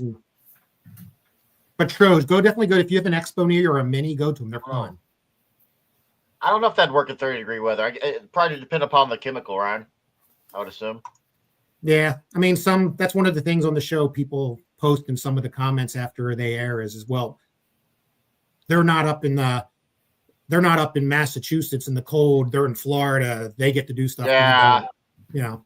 That she used to live in Newark. I don't know where she's originally hails from, but she did talk about 9/11 in her episode, so it makes sense she was in New York. It might explain too. Like I said, I think her husband's in the military. Yeah, but Michelle does. She does a lot of nice, helpful posts in the groups. Her display looks amazing. Like I said, it's surprising. I didn't know she had all these unique elements, not just a light show. And I think she mixes them well. And the most important thing is you could tell she has fun. She has fun doing her. Oh, display. yeah. Yeah, you can tell she's a hoot and a half. Oh, imagine pushing that. Oh, no way. No, she's going to have those pixel pushers 100%. And I don't know if she does or doesn't. Maybe Steve from, in your group here knows because he knows her. But I don't know if she builds all the controllers on herself or does her husband do that. But if she's doing that and the programming, very talented woman, very talented. Mm-hmm. So, Steve, do you know this gal? Well, if you do know or not, but speaking of, here at the break, I'll show you some pictures that Brandon sent in. Brandon, I'll talk about it here in the break, but he said Brandon Reavers, he went and saw last week's winner, and then last week and sent me the pictures. So nice, yeah, he went and saw Chris Clark, the blow mold display that won on the second episode. So yeah, this looks like it'd be an easy one to film. I mean, there's something to see everywhere. It's packed with light. Nice aerial right there. I always like the color. I'm a sucker for color palettes. So yeah, I liked her light rings. Harder focus on the singing bulbs, which has become kind of a standard in the light show world, but it was nice to see him pick them out and talk about them. He liked them. And really, before this episode aired, everybody was picking her as the winner. I mean, she was definitely the front runner in this episode prior to it airing. Yeah, I would agree. She had a lot of support out there. Oh yeah. She seems like a great old soul and great gal. I think I heard her comment, whether it was, I can't remember if it was on the episode or on one of the Facebook groups. She almost didn't do the full display this year, but her grandbabies wanted to see it or something like that. So she went all out and got it all up again. So thank you, Michelle, for not only putting it up for your family, but for your community. So see, where's the pictures I have up of Brandon? That's a little excitement there. Oh, here he goes. Yeah. No, Rob, who's in our chat, I made a song for him earlier today. It's called Rob's Light Show. It's hard rock. So here's his children at the Clark's family. And the goal today is just to cover up Brian's face as much as possible. What is Chris doing in shorts in Batavia, Ohio in December? Had to be a one. It looks like he's got some Adidas slide-ons there. Yeah. And then, by the way, I know we're doing Charlie's tangents because we're talking about last week's episodes, but one thing we learned, I was wondering about where he got all the trains and the blow molds and all. And Brandon and I were changing messages because Brandon's working to get on the show, and he told me about going to see Chris. He thought he heard that Chris owned diners, but then Chris says in the episode he owned hardware stores. Yeah. So maybe they sold blow molds. So maybe that's where he got access to a lot of them. I don't know. That's a lot of trains to have, as well as choir people. Cool pictures, Brandon. Thanks for sending them in. Yeah, Steve says she does build her own controllers. Nice. You're a step ahead of many of us, Michelle. Building a controller from ground up is very difficult. So this question for you two. How long did it take you two to film out your segments? 3 days. Well, 4 when you include winning. Yeah, 3 days plus the 4. And like you mentioned, Gordon, in your interview last week, that really that first day is a pre-scout question, test some things of that nature. But really the 2 full days, and they go till, it depends on what they're doing. We went to average about 1-2 in the morning. Mm-hmm. I think they might have narrowed it down even to 2 days now. I don't know, but maybe they're just getting very good. That was a fantastic episode. How long did it take to fill out? 3 days. Well, 4. If you can get it. Yes, that was awesome. That was great. Yeah, I won. So take that extra day. But whatever. It's okay. That was a great answer. Yeah. So I'm trying to remember what we have next. So next we have I think it's the winner. The person that won. Yeah, we right? got Chris Clark coming up next, and then the Bell Chris Clark's family. next. Yeah. Yep. Sorry, he's already on there. Boom. I'm just not paying attention. I'm sitting here just BSing with y'all. I hear somebody's dog barking. My cats were fighting. Oh, you do? Yeah, that tells me that Amazon's here. Oh. Yeah. Oh, yeah. So I showed the pictures prematurely. Dang it. That's okay. But you know what? That was a great segue into this. Great segue. So, yeah. You named like 7 kids or something? Yeah, which I didn't know about, Chris. I've been messaging Chris for the past couple months, and he never said anything about his children. I mean, 7 kids? Wow. By the way, he's the 4th family, just like Missouri, to be featured in Ohio. So, Brandon, hopefully you get on and can be the 5th. Gosh, that choir. That was an interesting shot. That was an interesting shot I didn't pay attention to. He's bringing the blow molds in on a forklift, so he has to have a storage unit. Yeah, so remember last week, Charlie, somebody said, I wonder where he keeps this or how he does it. And at the end, I put in the message, I know where he does. He does store it off-site. Matter of fact, this year, he put out a lot of calls on Clark's Crazy Christmas, if you want to look up his Facebook page in Batavia, Ohio. He put out a call to his community for volunteers, not only to set up, but also, like Jordan, they give out hot chocolate and cookies every night. And he takes people to help out. He arranged for his local church, donated a bus and a parking lot to move people in because he already has traffic. So you do it for your community. You hope your community will give back and support, whether it's volunteerism or just to put up with the traffic for the short time that it's up, which can be a challenge. I do want to say when they have that's their on mechanism. When their on mechanism is that detailed and good, you know it's going to be a good display. I mean, yeah. And I think I saw a picture that Brandon had. That's actually in his display this year. It's not out there, so he must pull that out. Yeah, you got the whole house covered. He covered it. Yeah. Wow. Well, yeah, my favorite. I'm sorry, Charlie. Go ahead. No, I say my favorite hands down is the Penguin hockey because I grew up playing that game in a pizzeria, so I loved everything about that. Yeah, I would say the first on you don't get a good overhead view, so it looks like it's just a front display, and then you see the back where the trains and the choir are. It's like right there. It's like okay, and then you see the back. Oh yeah, I didn't even notice the animated arrows on top of the roof in the episode until just now. That was neat. So yeah, Clark's Crazy Christmas display is on his shirt. That's the name of the Facebook page if you want to check it out. Oh, good call. I was like, yeah, it's a baby drumming on a drummer boy. There's his buttons. He's done a different way. I've used those buttons and push buttons in the past, and I always had problems with water shorting them out. So I switched to IP65 commercial buttons. So I don't know if he has any issues with them or not. But I love that he has interactive elements. It's not just blow molds. Again, he's trying to find ways to make them interactive. And even it could be simple like he's simply, you push a button, it turns on the accessory lights on the gingerbread house that came out from Walmart 2 years ago. That version came out. You guys, he did say he thinks he has one of the largest penguin collections too. I don't know if that's true or not, but it definitely has a lot. Do you guys use LEDs or incandescents in your blow molds? LED. I go to the Dollar Tree and clean them out. Yeah, LED. The only place I still have is the smaller C7 bulbs. They don't use as much. I only use 65 amps on my display last year, believe it or not. And as they go, I replace them with the LEDs. The C7s aren't, in my opinion, I've tried all different ones. They're not as good as the incandescents. No, yeah, they don't give that warm glow either, too. And they're just not as bright. So many people move to those corncob bulbs. I haven't bought them yet, but those are very bright. Yeah.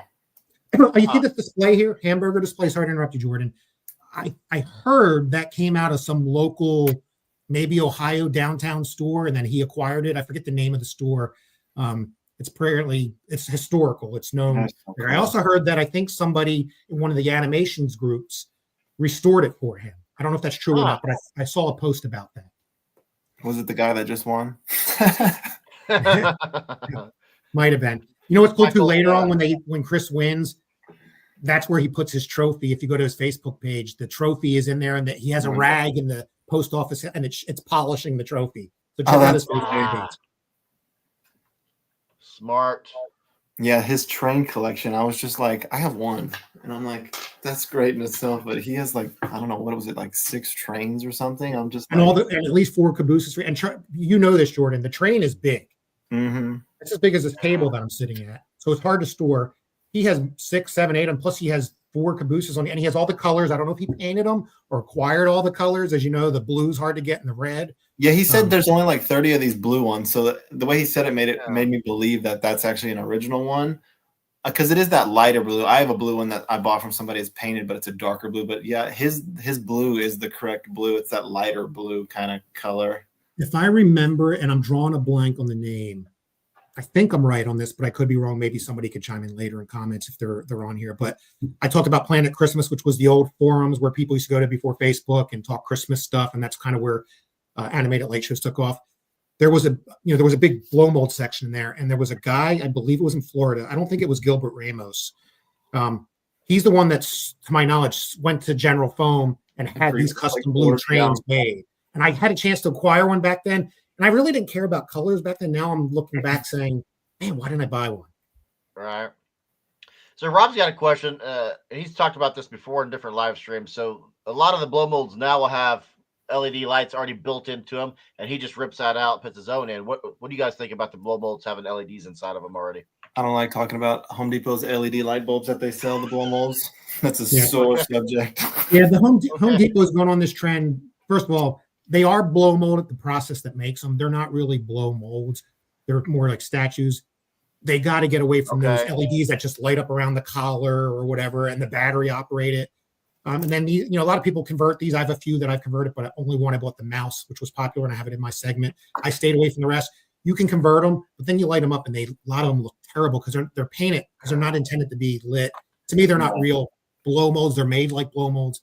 I hope Home Depot gets into real blow molds. Well, and like the light bulb that came out with this year, it's very, very similar to mine. Mine's fiberglass that I sell, which I think is funny. Anyways. I touched it in the store, and the plastic is so thin on those 3-foot blow mold light bulbs at Home Depot. It's like I've seen some pictures where they're just all crinkled up from being displayed for a few days, and I'm just like, the plastic's not that good on them anymore. Yeah, they're not the same as the General Foam ones, and that's besides storage space. That's why I stayed away from Jordan. I saw they weren't as built as well. Right. Hey, here we go. I didn't ask Chris about these. I don't know if he purchased those camels or did he make them. I don't know who made those camels. I've never seen them before. They probably from a mall display. Yeah, I was gonna say it looks like a giant stuffed animal, like he made move or something.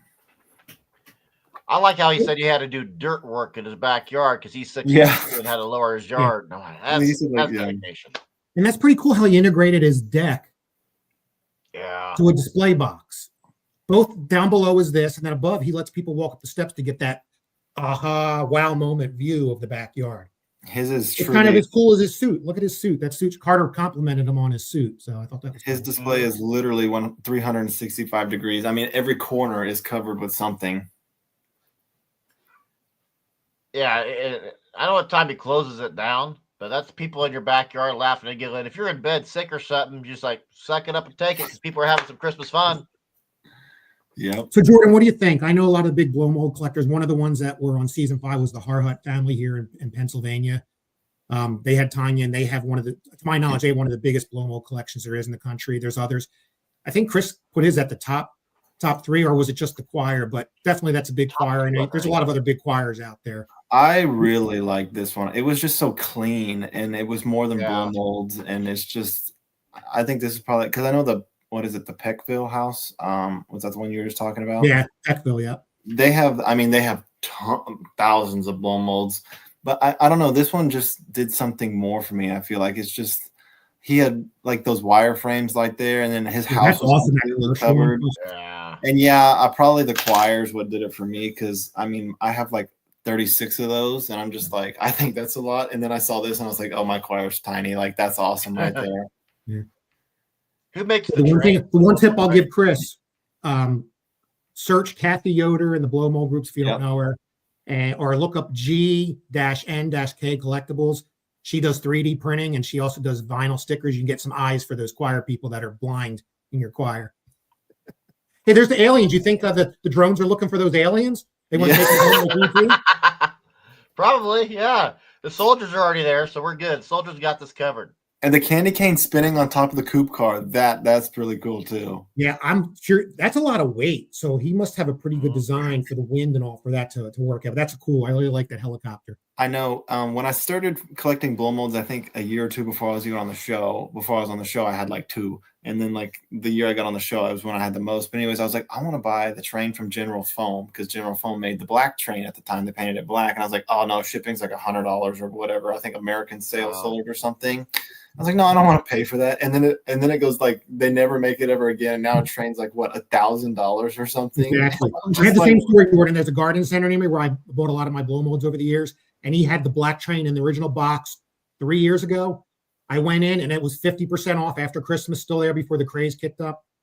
And it wasn't that expensive. And I just said, you know what? I don't have the storage. And then the next year I regretted it. Yeah, for sure. Regretted it. So who makes the trains? It was General Foam in Virginia, Norfolk, Virginia. But somebody has the mold. I know the person that has the mold. But I don't know if they're ever going to do it again. So I'm like, don't melt it down, because I mean, that's remember how many people got to go to the? I at the time I just wasn't in my budget. I was a younger guy, but when Empire General Foam closed down, a lot of people in our groups went and bought a lot of those unpainted trains and sleds and gear. I was saying, didn't you go? Yeah, I got some carolers. I got all the reindeer. I got like 21 unpainted reindeer for like, I think it was like $2 a piece or maybe $5 a piece. I bought 21 of them. I was like, I don't care. I'm just gonna get a lot of them, and I got the whole life-size nativity painted white, and then snowmen and other things too. But yeah, I never was jealous that I didn't go to that back in the day. But I was never there for like an actual sale day. I was just there on like a different day where I was like the only one there. So they were really nice to me since I came all the way from Texas. But yeah, there's the black train right there. Yeah, there's the black. I had a chance to buy that. By the way, were you there after you were picking up the big Bronner snowman from the Philadelphia, Pennsylvania area? That was a different trip. That snowman needs to come back here. Yeah, I'm sorry. I got my giant 15-foot snowman right in your back door, basically. Hey, it was listed on Facebook Marketplace. I know you probably saw it. Probably not at the time. You swiped it up. You were what do they call it? You sniped. You sniped me like on eBay. Hey, it was listed on Facebook Marketplace for at least 6 months, and I had to pry. And finally, yeah, we wired half the money, and then we went like 6 months later and picked it up. Oh, wow. Nice. Probably wouldn't happen these days. Somebody would come in and say, I'll give you $500 more. And they would say, oh, yeah. But yeah, back to the choir about these road trips. I think we've done 3 road trips to the Northeast. So we'd fly up there, rent a U-Haul, and then come back. There was a man in Kentucky that had like 90 of the giant Polaron or Empire bull mold carolers, the huge ones. And he sold off his collection. So I bought like 36 of the giant carolers from him. But yeah, it's on YouTube. You can find it. Yeah. He has a giant, similar to that one of the smaller choir, but he has the giant ones. But I was fortunate enough to buy, I think it was a third of his choir.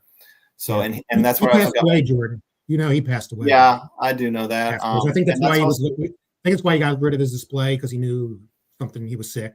Yeah, and that's where I got my train from too. So I mean, I talked to him a lot before that, and then one day he was just like, "I'm going to sell the collection." I was like, "What?" And he had every blow mold you could think of. He had the mechanical snowman, Santa. I mean, he literally had everything. So I was fortunate enough to buy a few of those items. So I mean, those giant carolers are just they're so hard to find.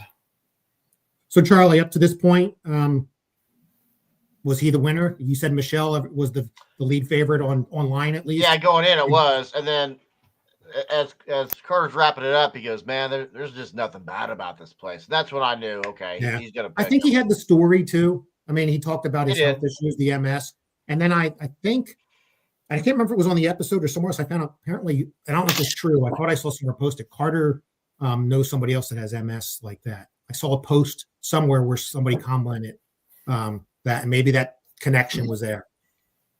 Could be. So yeah, this is the Bell family. They're out of Texas.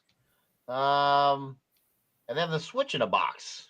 Yeah. So funny story while he's getting his start device going up.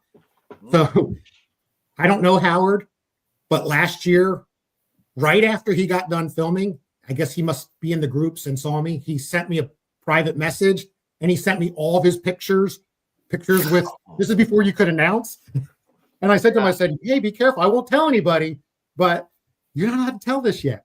So I thought that was funny. And then I also found out he was an alternate and literally had like a week to plan. So again, if you get picked to be an alternate, just hang in there. People drop for various reasons. You will get a chance. Braden's coming to the chat. Brandon, we just showed the pictures of you and your family there. We showed them before the Clarks came on. So yeah, he liked the push button in Santa's office at the Clark's house. The kids did. Yeah, I think the Howard was saying to me, or he mentioned the episode, or in one of his posts on his family's Christmas page. They found out in a week, and I don't think his display was. He might have started it, but I think he had to pull it together. I mean, look, that's a big single property, almost 4-side display crazy. That has. It looks like it's one. This is one of those again examples of it looks like an LR light show in the middle, and then all your traditional elements all around it, and store props and cutouts. Carter liked the princesses maybe because of his daughter. Did you say this had to be up in a week? He had a week's notice, is my understanding, that he went from an alternate to, hey, you're going to be on the show. And I think he commented that he didn't have his display all the way along and they had to get it done. It looks like he has great weather, though. Yeah, something a lot of us haven't had. I'm going to switch headphones on you guys. My bows are dying. Hey, last week it was me with the laptop dying. I plugged it in this time, Charlie. Now it's your headphones.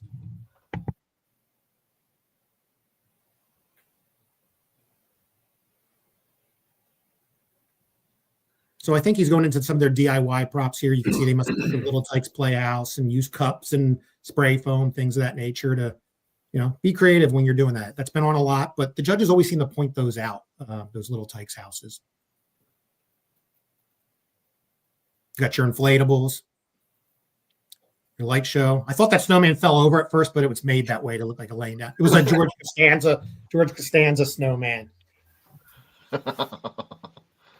I had inflatables that were falling over in my display. If you watch the episode back real close, you can see there's some in the background that just aren't standing because of the rain. So I used to have about 60, 70 inflatables. I sold them all off. The only one I missed, there was this hot air balloon, but it had like a mannequin Santa in it. That's the only one I wish I had. I remember one like that, yeah. Yeah. There's a few. I got rid of mine too, but my mom was like, no, you're not going to sell all of them. I'll keep some of them because you're going to regret it. I have yet to go back and look at them. I don't even know which ones I have. So, Charlie, what do you like in his display so far? That's a good-looking aerial. I'm a sucker for aerials. But I think the inflatables are kind of – I think they're spaced nicely. I can't quite tell from the single, but I think if you're standing at the front of the episode, you can see them all because they're kind of diagonally fanned out, which I think is a good way to present that, if I can talk. It looks like he has nice, clean lines, nice, clean walk through. I think this would be neat for kids. I don't know how interactive it is as far as hands-on, but I think kids, it's a lot of eye candy for children. I like it. Yeah, I like the airport there. Just to me, it's kind of partial to it because of my good friend Gary Serlin, who was on last year, had the New City North Pole Airport, the airport theme. That's right. Kind of cool seeing it elsewhere. It played out differently. And his roof is covered in lights too. Yeah. Yeah. Roof thing. I do like how the inflatables are spread out throughout the whole property. So it's not just like a section of inflatables. It's like it's well done where it's all like spread out and almost equal. Aaron's tuning in. What's up, Aaron? Good to see you. Yeah, so I think this is all. I think you had 4 different. Actually, I'm gonna say, okay. That's again great aerial. I think that these 4 were kind of more similar than we've had in the past.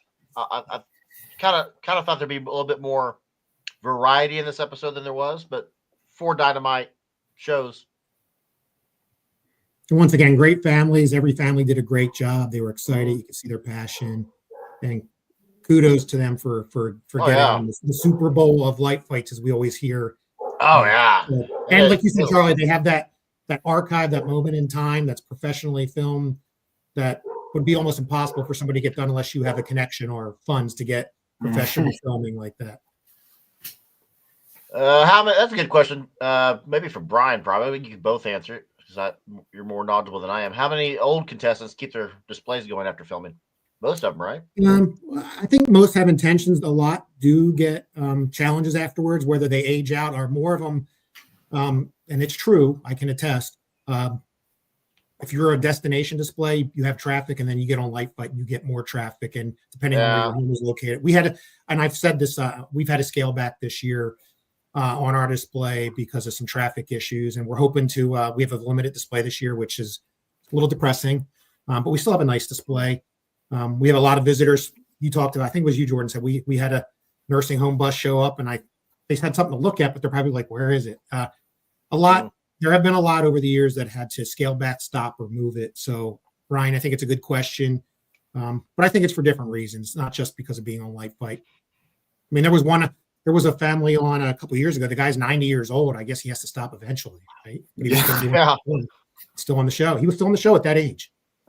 Well, I hear from that a lot of folks, just for my own contest, that say, hey, I don't want to enter it anymore because the Light Fight keeps getting a hold of me. We don't want to be on because of traffic. So I have a lot of people say they just flat out tell the producers and the casting agents no, because they don't want the increased traffic. They're fine where they're at. And they like what they have, own little local media, but they don't want the national attention. So I mean, it's a real thing. You guys have increased traffic afterwards. Yeah. By the way, back to Chris Clark because they just showed his choir again. I'm still the only one that took those heads off. Yeah. Yes, you are. Except for on the other show that we won't bring. I was going to say we'll talk about. We might have another show to talk about, Charlie. Yep, there's okay. This is the Light Fight show, so we don't want to plug another network. Yeah. You know, I got recruited for a Christmas light competition in Europe, and I didn't get cast on it, but they still never told me what the heck the show's about, and I didn't see any new light shows this year, so I'm curious if it's going to be released next year. But yeah, some European competition. There was a show that reached out to me in Austin in like in October, and they said it's a pilot for a Christmas light show. They were looking for contestants, but my yard could not be decorated. I said, "Oh, sorry, it's 95% complete. I don't think you're going to find anyone." So yeah, I guess there's a new one coming out next year. So I don't know. Yeah. Curious. Did you have to sign a did you have to sign a form saying you would talk about it? No, they just called me and said, "Oh, you're not a good fit," and I was like, oh, "Okay, sorry, my display's already up." So I don't know what it is. They didn't tell me. We interviewed for one that did air this week. We'll talk about offline. We'll talk about if it's a show, but I want to keep this as a Light Fight segment, so we'll leave that blank. Yeah. But the interesting thing, there's a lot of ex-Light Fighters on that show, so it's there are. Fair enough. We got the wrap up going up here. I think most of the audience probably had it down to Michelle and Chris here. I agree. And Brian redeemed himself in this series, and he went 2-0. Good job, you. 2-2. Well done, you. But when Carter said, "Hey, there's nothing bad about this place," and when they're both tall guys, they're both standing underneath the deck. Because I did dirt work. I had to lower them at the grade of the yard. I'm like, yeah. By the way, Jordan, I'm interested because I hear so many comments. Did you like Carter because he's handsome? Oh, good call. No, but my mom did. I know. All the women are like, "Oh, Carter, he's so dreamy." Yeah, he had to use my mom's blow dryer because it was raining, and she was like, "I'm never throwing it away." There might be a hair on there. There it is, the Light Fight trophy. Congratulations, Chris Clark and the Brady Bunch family of 7. Who knew? Great family. So Aaron keeps trying to get on the Light Fight. Aaron, you got to play each other. Aaron, what producers reached out to you? I'm curious if is it AJ or Felicia or who it is. They're walking back through. That choir is awesome. Those angel wings are the hardest thing not to break. All of mine are broken. I don't even put them on my choir anymore. I have 3 or 4. The ones that are broken, I was going to get vinyl, the PVC plywood. I was going to make my own. I just never did. And then I'm going to plug Kathy again. She prints the wings, but they're a little pricey, so it just depends if you want them. Yeah. So that's a separate thing. That's not built into the angel. No, the wings are separate. Connected to the light cord, I think. The light cord clips on it, and then you just stick it in the back where the hole is. So with the just one final tip before we cap up the 2 episodes on the blow mold choirs. If you look in general, there's other variations, but you'll see ones that have a regular choir robe that's around. They're the regular. They don't have the wings. The ones that have the wings are more the robes go down this way, and you can tell the difference. Those are the ones that have wings. Wow. And they're easy to break. Mine broke in windstorms. Yeah, I think I have mine on the top row. They're, of course, it's the same body, but they're painted with like a gold, maybe. Gold, yeah. And what's the other color? I don't remember. With a blue book. Someone has a blue book, I think. The other one has a blue book. I don't remember. But yeah. I have wings in my garage. Maybe I'll bring them out next week just to show them. Gotta have props, right? Gotta have props. Yes, agreed. I had no idea that they were an additional accessory. So Yeah. that's kind of neat.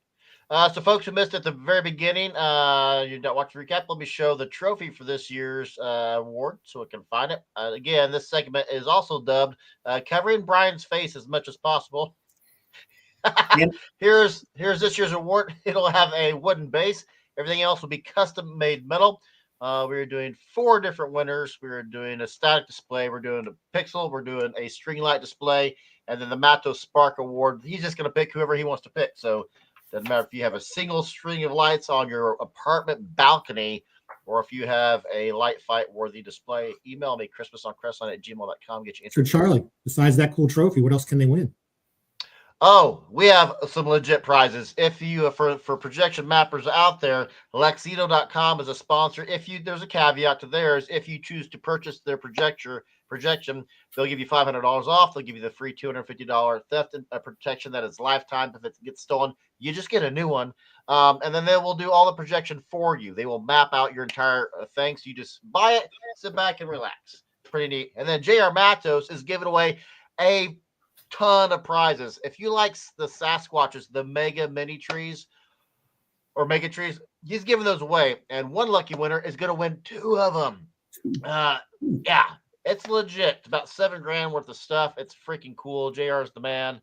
But you have to email me at christmasoncrestline@gmail.com. Your horizontal display. Take your phone and give me horizontal video. Clean your lens off first. I had one guy who sent me very cool video, but it was cloudy. You just got to clean those lenses off.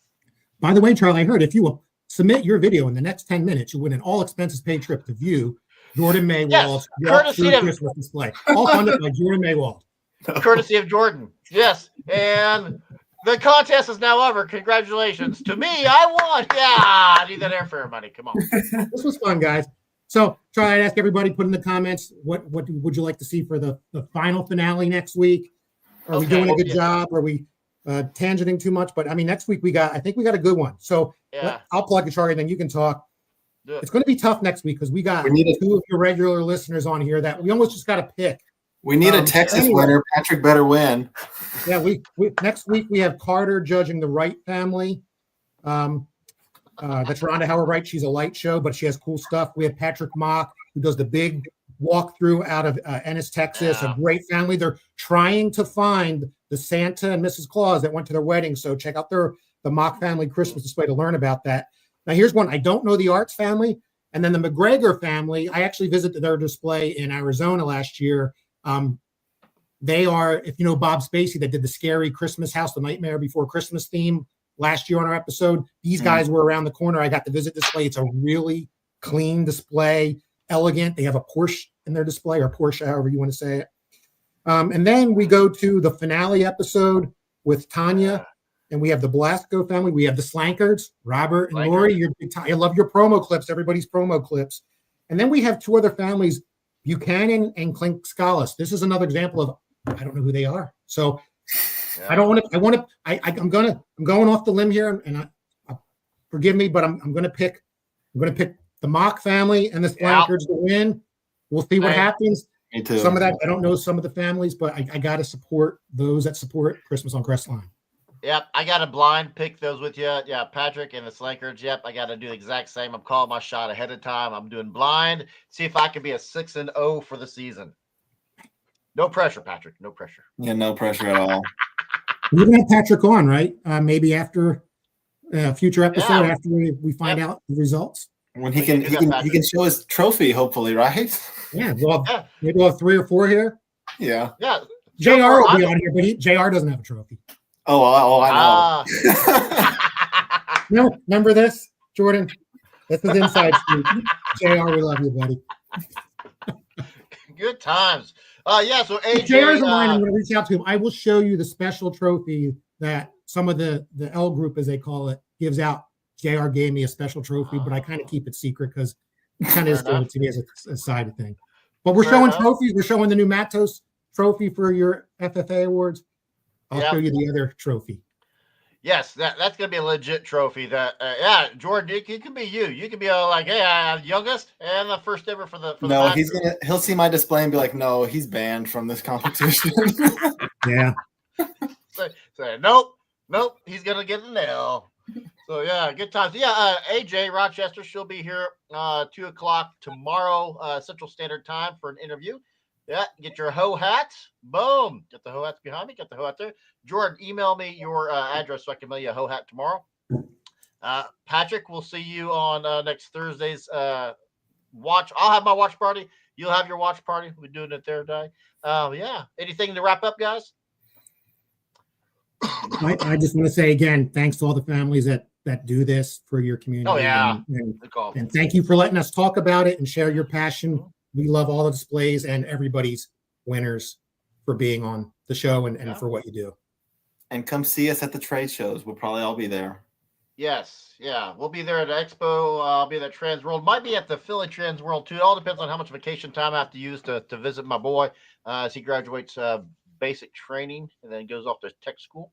And then I'm curious to ask AJ. Hey AJ, can I pretty please with sugar on top have my videos released to have the audio and the video, or is that a no go? We'll see. She'll tell me one way or the other tomorrow. We should have sent Charlie some of our pictures with AJ hanging out at Trans World. Oh yeah. Yeah, She's she awesome. I left before she talked at this last one.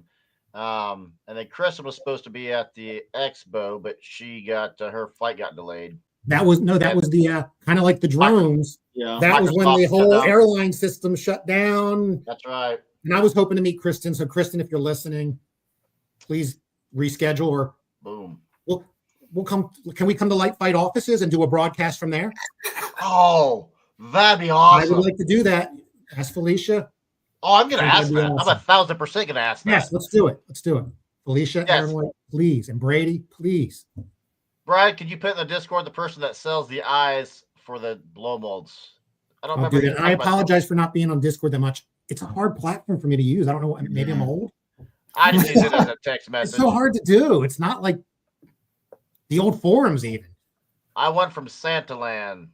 I don't know what that means. Well, I wonder if she's talking about Shane Dabbs. Shane, yeah.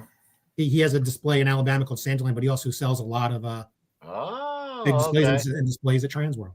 Oh, and I did tell AJ, since I'm going to have a booth at Transworld, I invited AJ to have a table at my booth. So if she comes, she'll be at my booth and you can meet her too. So hopefully she does come. That's so smart. We'll see. And I might even bring the trophy too, but That's local. So social I'm distance not putting is this the on a trophy. plane. I am hoping to go visit again McCarty-Williams this week. And I am planning on taking this to get some photo ops. If it works out, we'll have some pictures for next week or for a future episode. Very cool. Hey guys, thanks for being on the show. We're gonna be back. See you guys live tomorrow with AJ. I'll be back Thursday with the watch party, and then Brian and I and JR will be back next Saturday with a live recap of episodes 3 and 4, where Patrick and the Slankard family will be of the new current champions. Yeah. Probably. And Jordan, I don't want to cut you out. If Charlie wants to, I mean, you can come join. Yes, too. Jordan, you're welcome to come on as well. Absolutely. I got to check the schedule. And Brandon and Tiffany are too, if he's feeling all right. Brandon, if you're listening, Brandon, sorry yeah. about Oh, your yeah. surgery. Hope you're feeling well. And I'm glad you got your Lightorama issues figured out for the Candyland Christmas. Yes, exactly. Well, hey, that's about it for us today, guys. I'm Charlie, he's Brian, and he's Jordan. And we'll see you guys in the next episode. Merry Christmas, guys. See you in a few. Merry Christmas. Yeah.